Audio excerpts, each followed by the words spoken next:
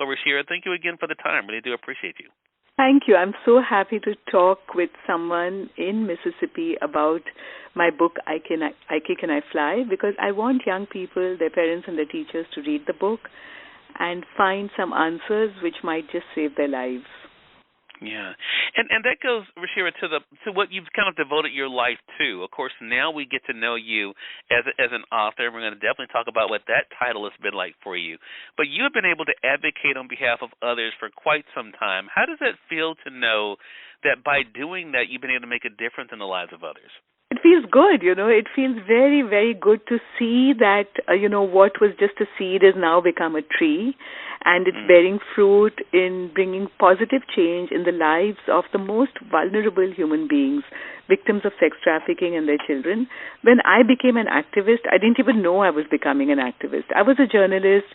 I was traveling through the hills of Nepal, came across rows of villages with missing girls, and I wanted to do something about it.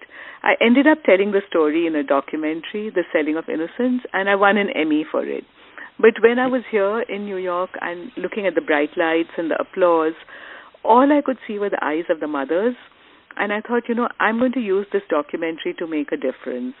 So I took the documentary to the United Nations and to the U.S. Senate, spoke about the crime of human trafficking, and got them to create absolutely brand new laws, the Trafficking Victim Protection Act and the UN Protocol to End Trafficking, so that we could actually protect the victims, prevent the trafficking of the next generation of children, and punish the perpetrators. And that's become the gold standard all over the world. But also what it has done is given us a legal framework through which we can work against organized crime. The United Nations says that human trafficking is the second largest crime in the world, generating billions of dollars. And do you know that in Mississippi alone in the last few years, the actual cases, of course, we don't even know because it's a crime and it's in the shadows, but more than 2,000 victims of trafficking have been found in Mississippi alone. And this is in America, in our country.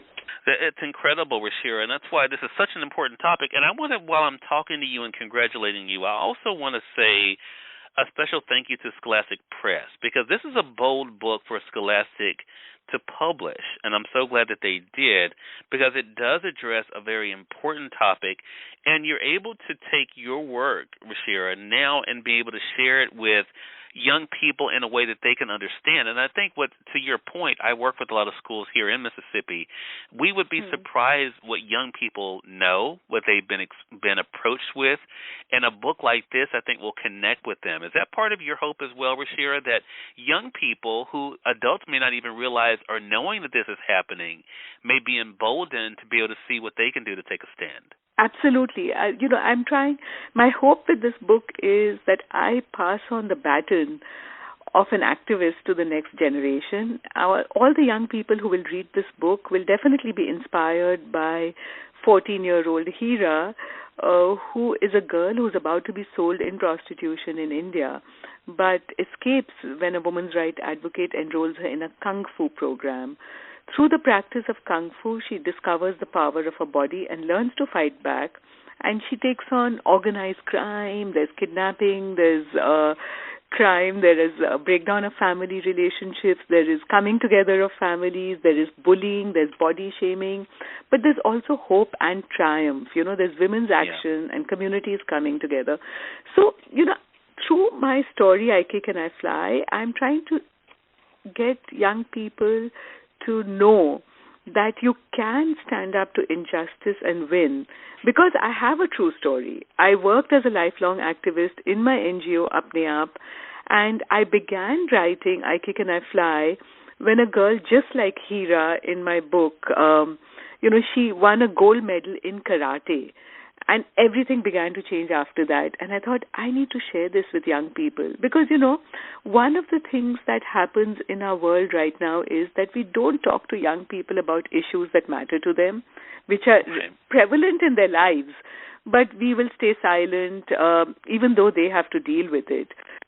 I wrote in the voice of a 14-year-old.